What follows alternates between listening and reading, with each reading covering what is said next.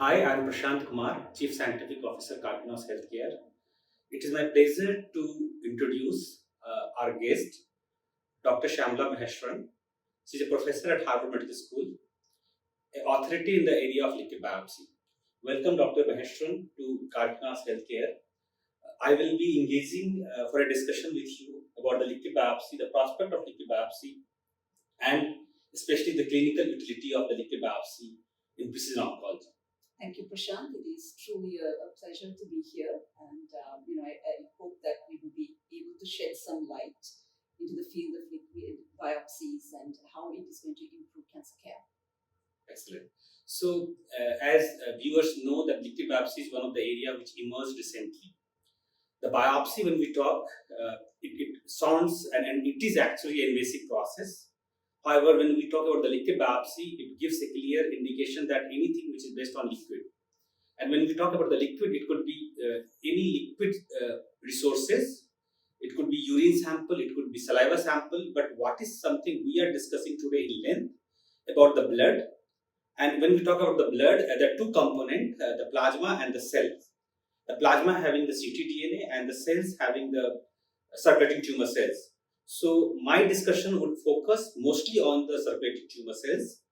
My very first question to you is, do you think the liquid biopsy, the way we are progressing and the technology has improved, the liquid biopsy has a future impact which could be utilized in the clinics sooner or later? So you actually sort of raised an important point. As you said, the cancers actually shed a lot of molecular information into the blood in the form of DNA, protein, metabolites, and then there are the vesicles which actually contain some of this information. And then, of course, the whole cells that are shed into the blood, called the circulating tumor cells, which actually harbor the entire molecular complement that is present within a cancer. And the cancer is telling us something about itself by actually shedding all this information. And as a result, blood serves as a non-invasive tool. A liquid biopsies actually serve as a non-invasive tool to gather all this information and identify the molecular makeup of the cancer so that we can actually improve therapeutic application that we actually administer to the patient to improve clinical outcome. And on top of that, they actually serve as great biomarkers to stratify patients to receive the right kind of therapy that will give them the maximal clinical benefit.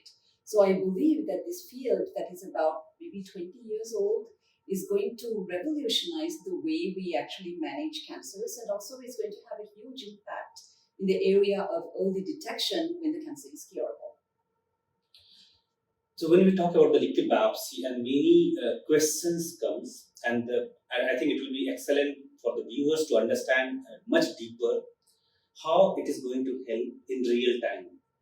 One of the bigger challenges, as you mentioned, that the tumor has something which may not represent the heterogeneity. What I believe that the circulating tumor cells giving an advantage because it is coming in a very random process, which may not happen when you are talking about the biopsy or cut biopsy or FNSC. So, what is your thought that liquid biopsy would give us an edge compared to the solid biopsy when we talk? So one of the biggest challenges that is facing the clinicians are two things about cancer. One is the heterogeneity. So if you take a cohort of breast cancer patients and if you administer a particular drug to all of them, they will have varied responses. Some may respond very well, some may have marginal responses, and some may have no responses at all. That is because even though we call it all breast cancer, it is highly heterogeneous. That is why the responses are very different.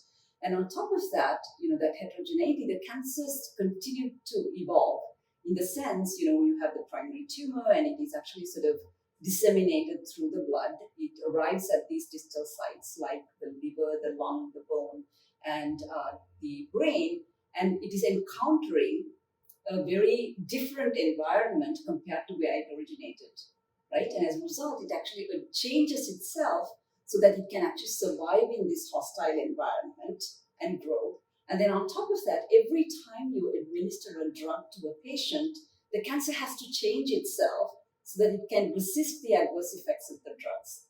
So you can imagine that the cancer is like a virus or a bacteria is constantly changing.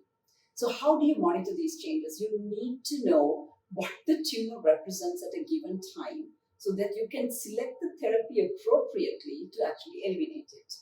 And how do you monitor this? You could do a biopsy, but on the other hand, if you look at the cancer in the metastatic setting, it is in the liver, the lung, the bone, or the brain, and these are all inaccessible sites, right? You can actually go in and maybe sample once, you can sample twice, but more than that, it actually poses a risk to the patient. And then the second thing is that, even if you take a biopsy, it is a limited sample, right? It's a restricted sampling. And if you take a given patient, this patient might have metastatic disease at multiple sites. And you're not going to biopsy every site. You're making a huge assumption that that solid tumor biopsy that you take is representative of all the tumor deposits that are present within the patient, right? Yes. What liquid biopsy does is all these sites have blood vessels. And it is kind of shedding molecular information, like I said, the DNA, the proteins, the RNA, and the whole cells, the circulating tumor cells, into the blood. So when you actually use that, you have a non-invasive tool because all what you need is a tube of blood, right, from which you can extract all this information. And not only that, it represents the cancers that are present everywhere. So you're not really sampling one site, you're actually having a view into all the different tumor deposits that are present within the patient at different sites. And you can actually look at the heterogeneity, you can look at what is present. So I think liquid biopsy provides that non-invasive tool, not only to take care of the heterogeneity, but because you can use it multiple times, you're also going to be able to look at the progression, this evolution that I just talked about. So as a result, I think that, again, it is a new field that is going to give us a view into how these cancers are constantly changing and thereby allow us to actually tailor the therapy to the makeup of the tumor at any given time. Okay. Just to tell the viewers that Dr. Maheswaran has worked very extensively in the area of circulating tumor cells. She had multiple benchmarking work which had been published in Nature, Cell and Science. Still, we are struggling to identify which method to use for the isolation of CTCs. And based on the physical and the biological properties of the tumor cells, the methods have been evolved. And I would say that the microfluidics, starting from the microfluidics and the cell search FDA approved methodology where we use the antibody against the pan-cytokeratin and CD45. However, I would say that still there is a lacuna. Still there is no standard method where one can use and it is enough or the robust enough to use in the clinics or in the research lab. So could you please shed some light on the technicality of the circulating tumor cells isolation? So as we talked about, I think that in the blood contains various pieces of molecular information, right? The ctDNA.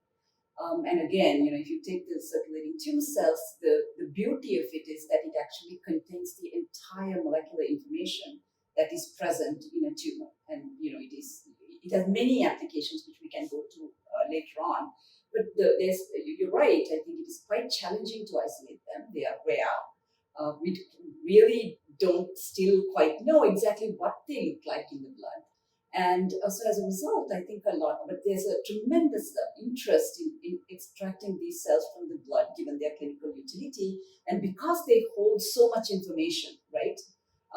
And I think that, many different approaches have been developed. As you said, they can rely on the biophysical properties of these cells.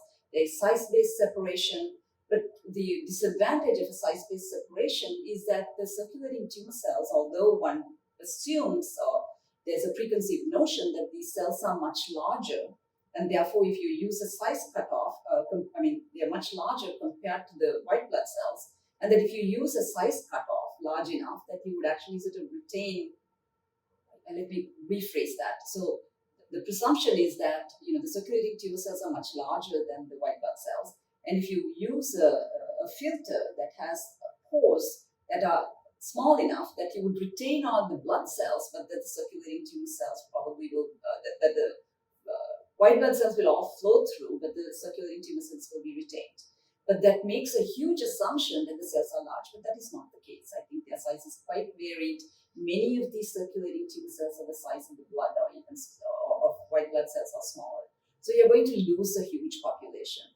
And then the most commonly used approaches are the antibody-based CTC isolation approaches, which can be used in the positive selection mode, where the antibodies are directed against proteins that are expressed on the surface of the cancer cells.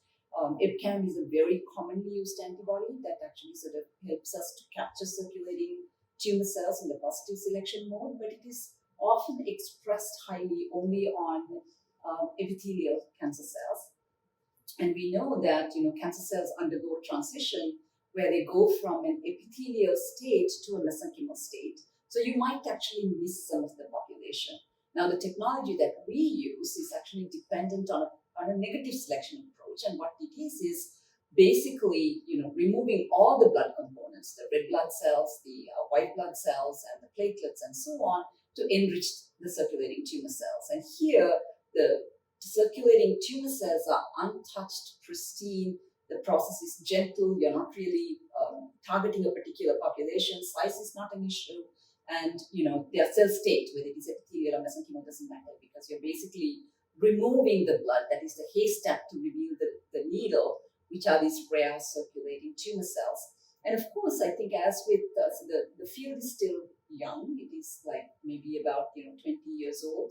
And I think there's going to be a lot more improvement. But one also needs to actually take into account it's not just about isolating the cells.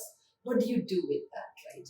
But technologies are improving. I think the imaging technologies are improving by the day, which is allowing us to look at multiple proteins on a cell. So I think that, with the emerging technologies to improve the capture of circulating tumor cells and deciding which technology is the best for our purposes to get the most out of the circulating tumor cells that we capture, and the downstream analytics, like the single cell technology and the staining approaches and the droplet digital PCR, which allows us to look at RNA at the single molecule level, I think the field will come together. And I'm predicting that within the next year or so, I think we'll have a lot more revelation about CTCs, the better technologies, and move it forward into the clinic. So to some extent, I think what we choose and what we do is also going to be defined by the drug space, right? There is a huge explosion in drug discovery, right? So that will also decide the biomarker that is required to match the right drug to the patient.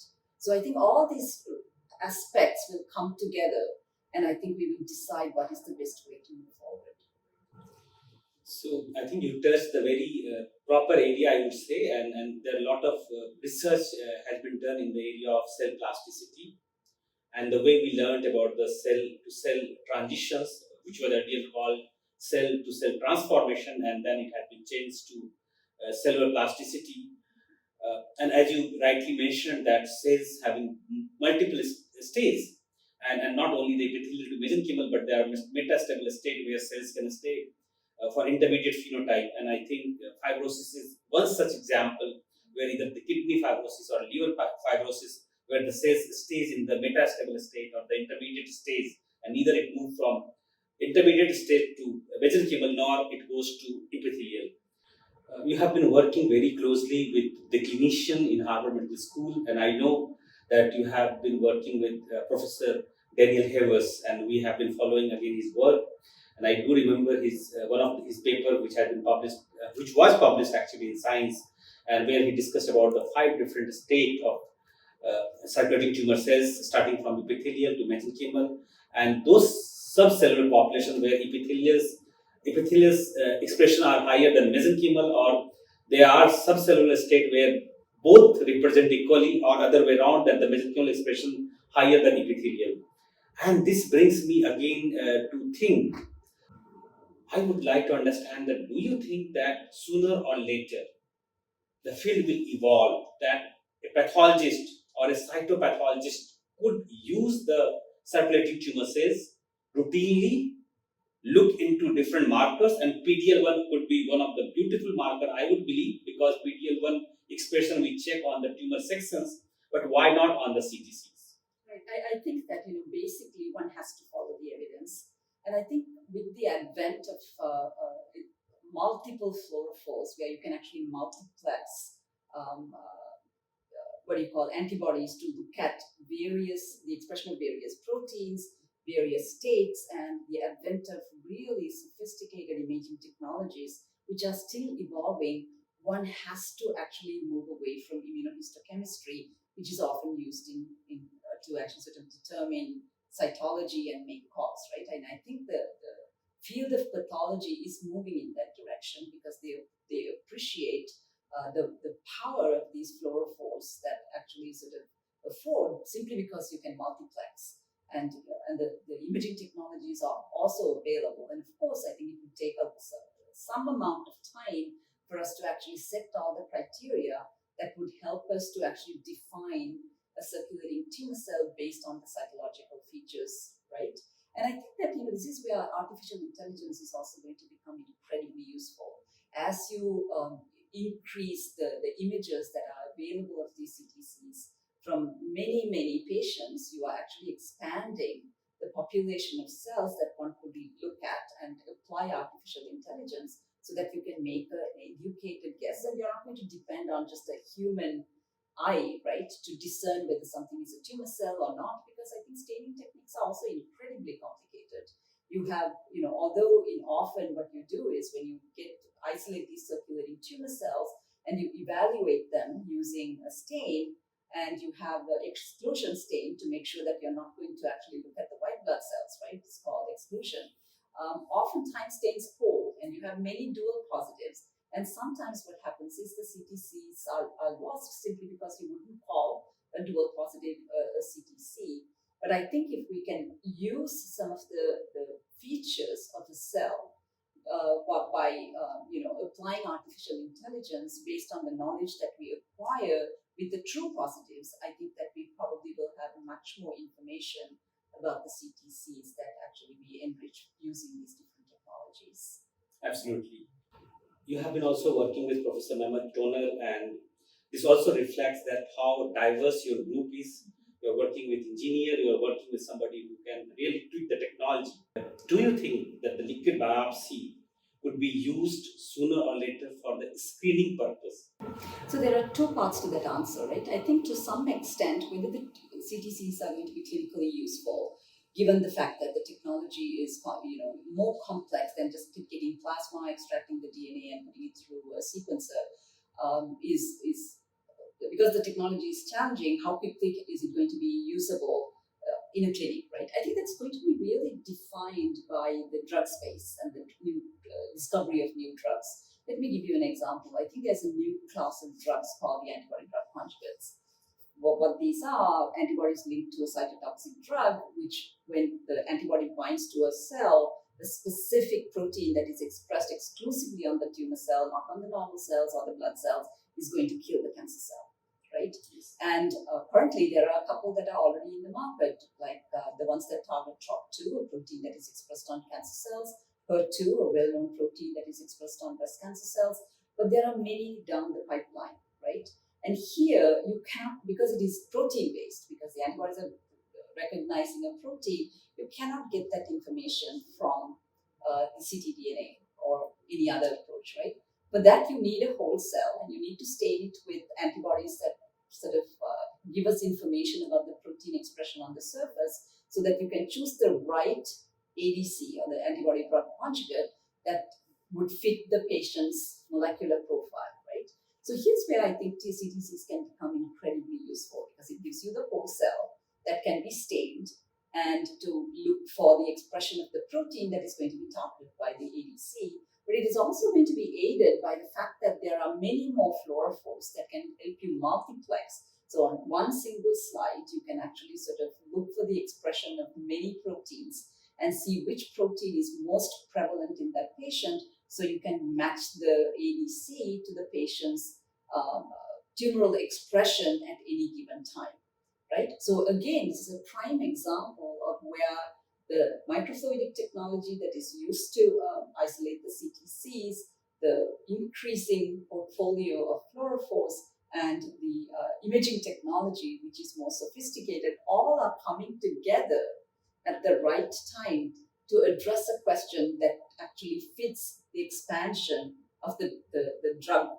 discovery space, right? So I think definitely CTCs would have a role in the biomarker space, and again, in terms of being used in the clinic as these ADCs expand. And I think ADCs are going to revolutionize the way we actually administer chemotherapeutic drugs to patients, because it is going to be much more targeted. So they aren't going away anywhere soon. So I think that, so I can easily see CTCs having a role in that space. Then the second thing is early detection. And, we were talking about Maheswaran, who is truly a wizard in terms of developing gadgets. And for early detection, in metastatic patients, often we are relatively sick, and you can only get about 20 mils of blood because they are not able to give very large volumes. But in early detection, I think the patients still are healthy enough to actually sort of sample the entire blood volume. And in the early stages of the disease, I think the cancer is localized, it's not very invasive, and the molecular information that is present in the blood is not going to be extensive, right? So if you want to detect disease early, what you need to do is to sample the entire blood volume, right? You will have a much better chance of detecting even a minor signal if you can sample the entire blood volume. And, Maheswaran now has developed a chip where you can actually sort of use leukapheresis products where, basically you collect all the nucleated cells from the patient, but you actually give back the red blood cells, the plasma and the granulocytes back to the patient, and you can process whether it is 1 liter or the entire blood volume. You can collect these nucleated cells, which are possibly harbor some CTCs, and you can process it through this new chip to look at whether circulating tumor cells are present. Of course, you need the right molecular assays to actually confirm that it is a cancer cell. So I think that these kinds of technologies are now in development. And again, I think with some of the things that Karkinos is doing, right, in terms of its focus on early detection in high-risk patients, and I think these molecular assays, when combined, might actually increase the fraction of patients in whom we detect the disease early, so that we can actually minimize the impact in case this disease should progress. When we talk about the different model and cell-based model, which have been always criticized, knowing the fact that what we are doing in the microwave plate, and the other area which has evolved, that the PDX, the patient-derived explants, which are also used for screening purpose. And there are many industry or the labs who are working on the PDX model, and now we talk about the organoid-based model. We talk about the CDX, which is CTC-derived explants. Do you think, relatively or comparing to all these models, which model would take it forward in terms of screening, or we will always be limited with the challenge, no matter what, which method we use for the clinical utility, especially for the drug screening? So it really depends on the question that you are asking, right? So let's take the three models that you described. The CDX model is the CTC-based model. Then, the PDX model, which is the mouse tumor model, where you actually have implants, and the organoid models, right? So if you take the organoid models, basically, again, you're taking a small sample, you're actually sort of establishing these organoids, and they are really wonderful. I think that, sometimes they go through this differentiation, and there's a lot that we have learned about them. But in terms of the drug discovery space, it's still sampling a certain region, right? So again, it depends on the question that one is interested in. Then if you take the PDX model, you need tremendous number of cells. You need large numbers of mice to be able to make a call, right? And so I think that it has its limitations, and it's expensive. Whereas if you take the CTC models, again, there are challenges in terms of you need enough cells, you need to be able to get the cells to grow quite robustly so that you can at least have a 3-week window and 20,000 cells to screen samples. But I think that if we can get there, right, it's going to be a relatively inexpensive way and a quick way to make some relevant clinically relevant decisions by doing a limited drug screen. So I think, again, it is all going to be defined by the question that you are asking, and also the availability of the biomaterial. right?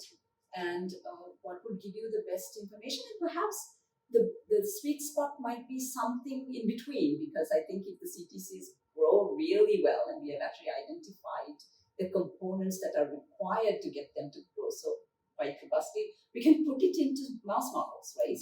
And do the preclinical trials before for new drug discovery, because that is a required component before we can go for additional approval, because you want to make sure about the toxicities and so on. So I think the sweet spot is going to be somewhere in the middle, where you use the different models based on your question, and then you might have your answer.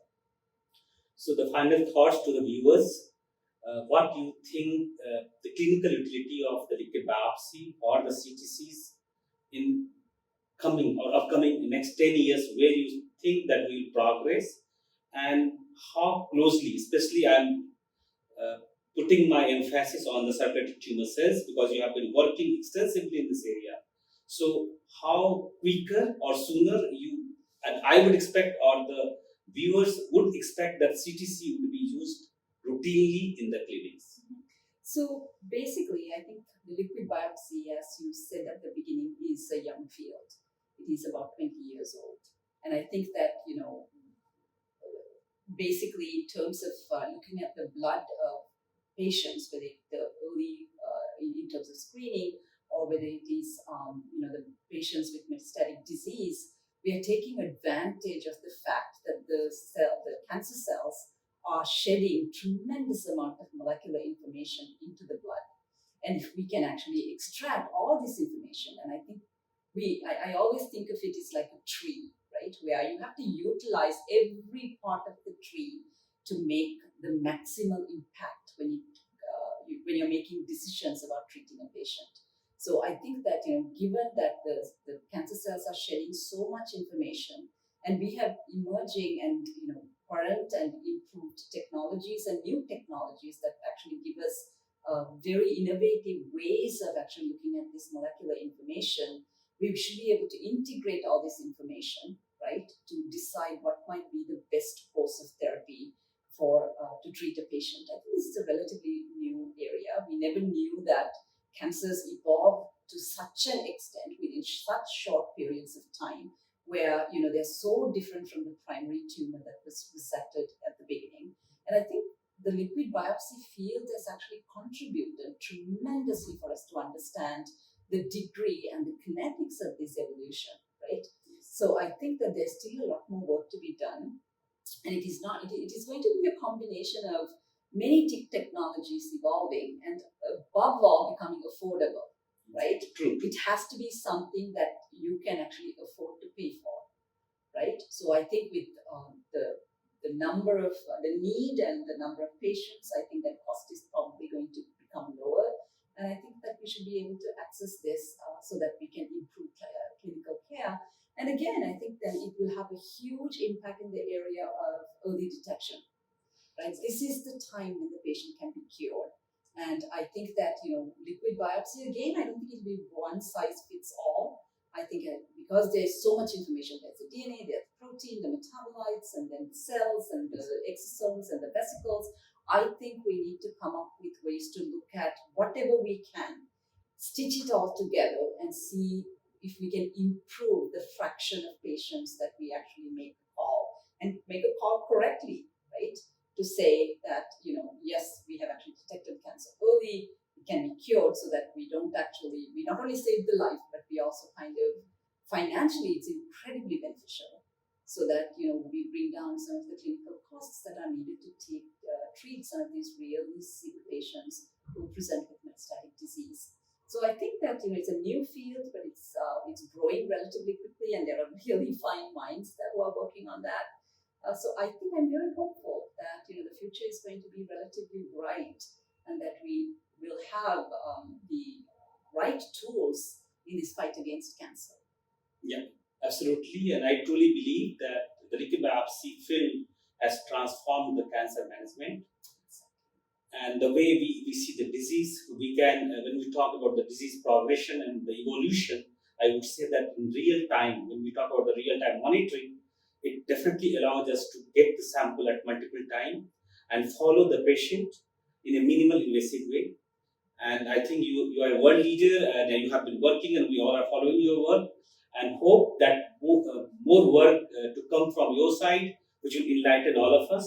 I really appreciate it. Was my honor to interview with you and learn the cutting edge technology which has been used and which has to be used in future in the liquid biopsy space. Thank you so much for your time. Really appreciate it. Thank you, Prashant. It's a pleasure to talk to you.